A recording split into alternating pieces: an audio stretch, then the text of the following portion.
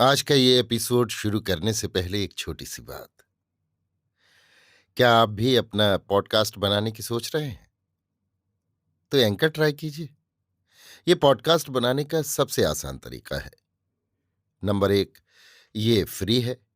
Number दो, इसमें कई सारे ऐसे टूल्स हैं जो आपको अपने फोन और कंप्यूटर पर रिकॉर्ड और एडिट करने की फैसिलिटी देते हैं।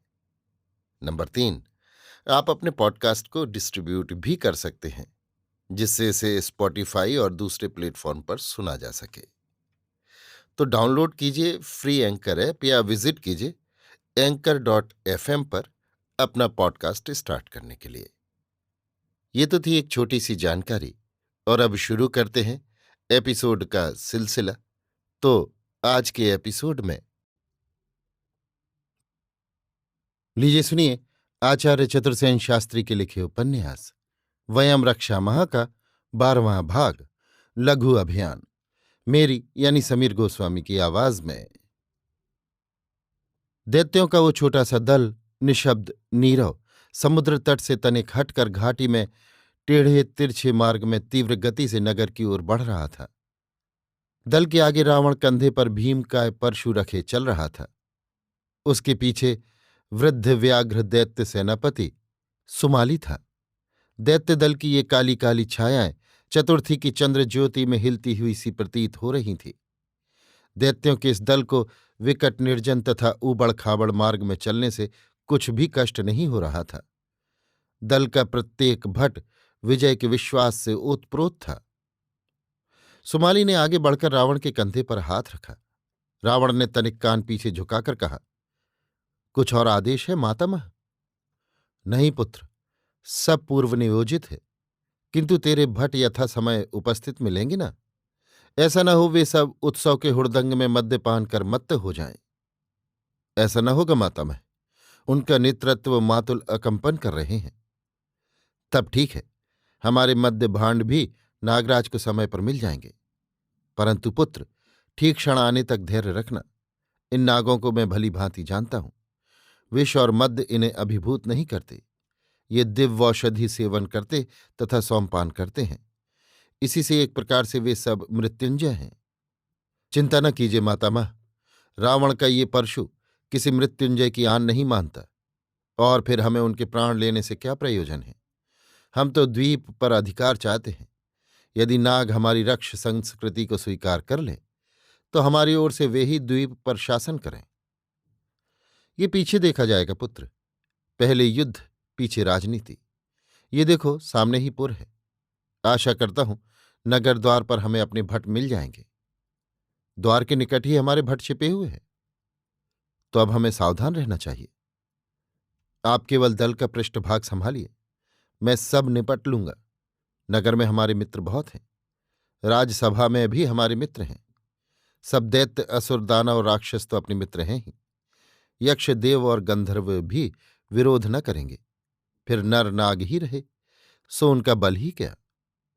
ठीक है, पर पुत्र, शत्रु को कभी लघु न गिनना। सावधान रहना। उत्तर में रावण ने वृद्ध नाना का हाथ कसकर पकड़ तनिक मुस्कुरा दिया।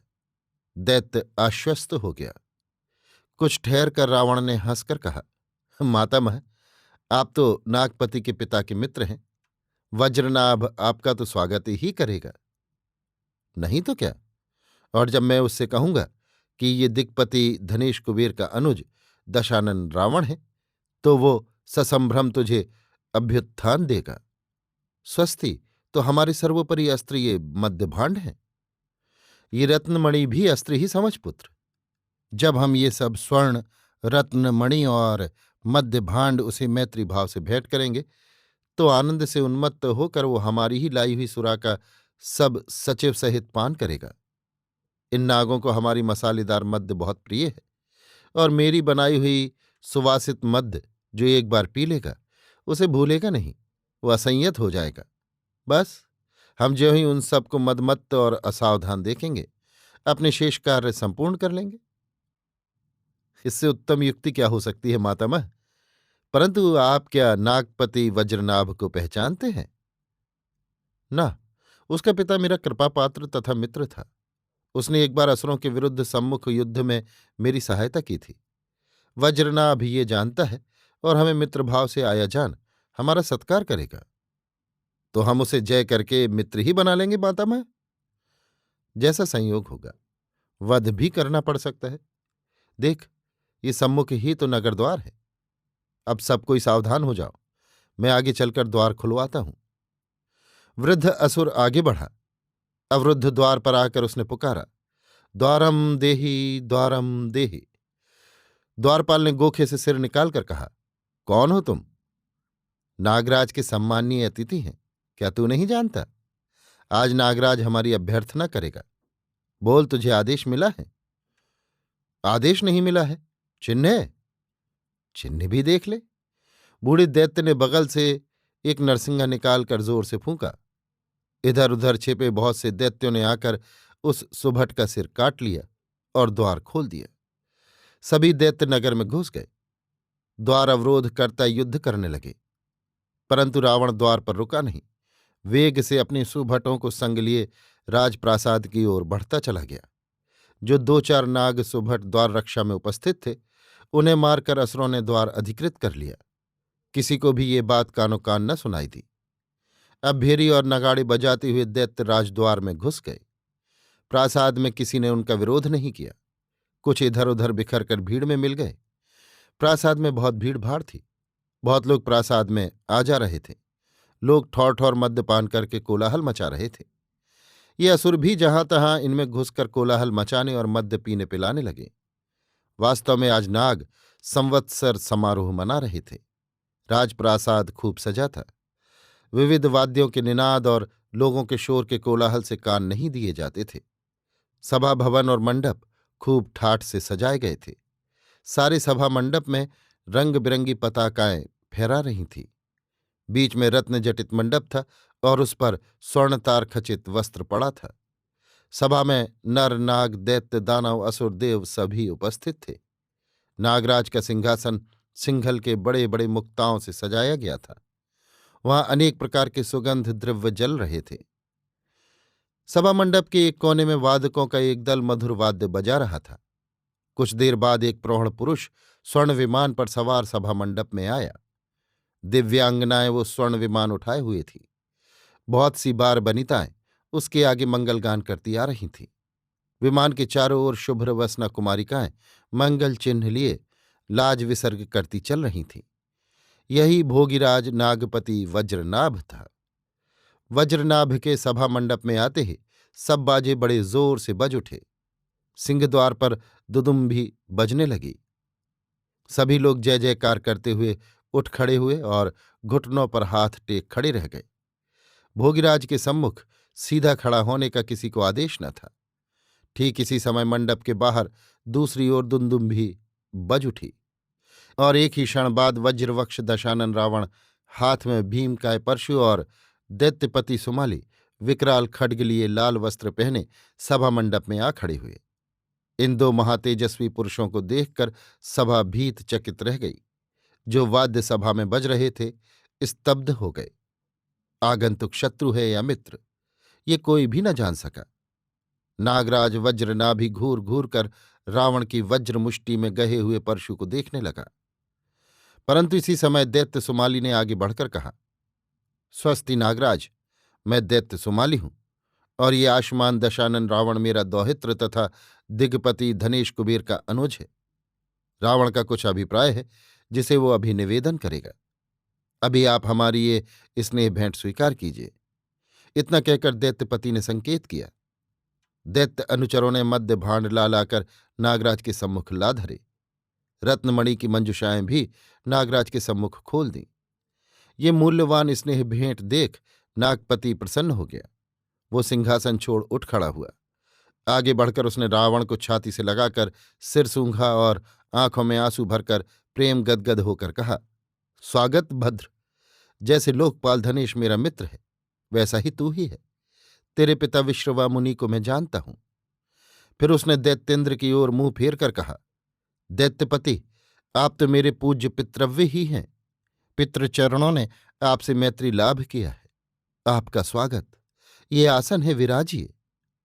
नागपति ने दैत्येंद्र सुमाली और दशानन रावण को अपने साथ सिंहासन पर बैठाया। सिंहासन पर बैठते ही बंदीजन ने नागराज की वंदना की। किन्नर और गंधर्व गाने लगे, अप्सराएं नृत्य करने लगीं। इसके बाद नागराज के आदेश से मद्यपान चला। मरकत के पात्रों में मद्य भर भर कर नागों ने अतिथियों के हाथ में दिए।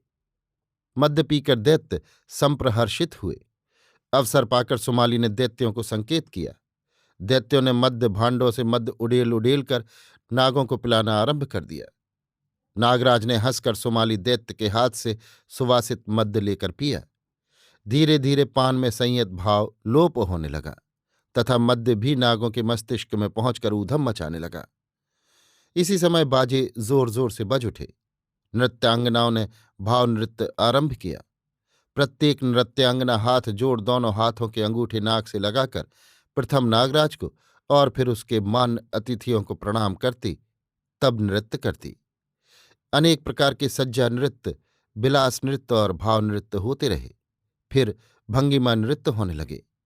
प्रत्येक नृत्य नाटक में गायक और वादक के साथ कहानी भी चलती थी। इसके बाद युद्धाभिनय हुआ। देवासुर संग्राम की भूमिका चलने लगी। धीरोदात्त पात्र अभिनय करने लगे। मद्यपान धूमधाम से चल रहा था। नागराज आनंदतिरेक से बहुत सा मद्य पी चुके थे। दैत्य उन्हें ढाल ढाल कर और भी मद्य देते जा रहे थे। सुमाली उन्हें बढ़ावा दे रहा था। अकस्मात बाहर बहुत सा गोलमाल सुनाई दिया और सावधान होने से प्रथम ही चारों ओर से दैत्य सुभट भारी भारी खड्ग, परशु, त्रिशूल, शूल, मुदगर लिए सभा मंडप में घुस आए और लगे मारकाट करने। देखते ही देखते नागों का विध्वंस होने लगा। चारों ओर कोलाहल मच गया। नागराज ने विस्मित होकर रावण की ओर देखकर कहा, पुत्र ये क्या? रावण ने अपना परशु उठाया। वो उछलकर सिंहासन पर खड़ा हो गया।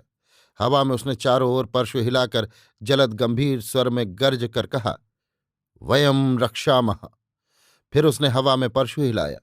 संकेत से उसने दैत्यों को रोका। क्षण भर को मारकाट रुक गई, परंतु दैत्येंद्र सुमाली अपना विकराल खड्ग नागराज के सिर पर तान कर खड़ा हो गया। रावण ने कहा, सब कोई सुने, आज से ये बाली द्वीप रक्ष संस्कृति के अधीन हुआ। हम राक्षस इसके अधीश्वर हुए। जो कोई हमसे सहमत है उसे अभय, जो कोई सहमत नहीं है उसका इसी क्षण शिरच्छेद होगा। पहले तुम नागराज अपना मंतव्य प्रकट करो। यदि तुम हमारी रक्ष संस्कृति स्वीकार करते हो तो हमारी ओर से इस द्वीप के स्वामी तुम ही हो। किंतु पुत्र, ये कैसा अत्याचार है? ये तो विश्वासघात है। इस प्रकार की बातें मित्रता विरोधनी है नागराज। जहां समान बल नहीं होता वहां ये युक्ति युद्ध ही श्रेयस्कर है, ऐसा नीति का वचन है।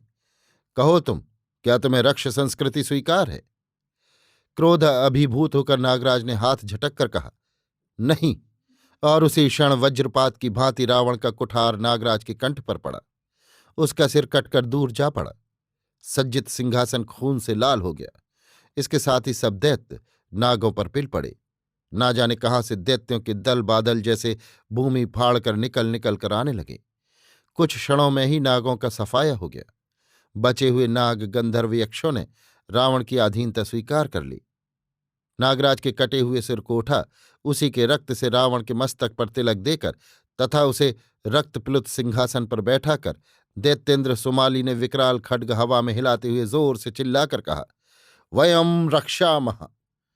दैत्यों, नागों, दानवों, गंधर्वों, यक्षों ने एक स्वर में यही स्वर ध्वनित किया। बाली द्वीप में रावण की आन फिर गई। नागों के उस भव्य प्रासाद को रावण और उसके साथी दैत्यों ने अधिकृत कर लिया। अंतःपुर पर अपने पहरे बैठा दिए। इस समय 3 पहर रात व्यतीत हुई थी। अभी आप सुन रहे थे आचार्य चतुर्सेन शास्त्री के लिखे उपन्यास वयम रक्षामः का 12वां भाग लघु अभियान, मेरी यानी समीर गोस्वामी की आवाज में।